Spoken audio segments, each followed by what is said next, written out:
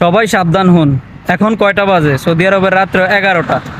একটু আগে একটা লোক আসছে, আইসা গ্লাসের মধ্যে, আমাদের কফি শপের গ্লাসের মধ্যে এমন জোরে জোরে থাবড়া দিতেছে, আপনার মনে হয় সে ভেঙে ফেলবে। আইসা বলতেছে যে আমাকে ওই খাবারটা দে। তো আমরা বলতেছি যে আগে টাকা পেমেন্ট কর, তারপরে খাবার দেব। সে হচ্ছে আপনার আছে না, ওই বিভিন্ন নেশাদ্রব্য খেয়ে যে মাতালি করে আর কি, এরকম আর কি। কি বলবেন, ইসলাম ধর্মের দেশ, নবীজির পাশাপাশি যে আবু জাহেল ছিল সেটা তার প্রমাণ। তো সে আইসা জোরে জোরে পরে বলতেছে তোরা কি আমার সাথে মারামারি করবি নাকি আমারে মালামাল দিবি। আমরা বলতেছি যে আগে টাকা দে, তারপরে যেটা নিয়ম সেটাই তো। কিন্তু সে চোখ গরম করতেছে।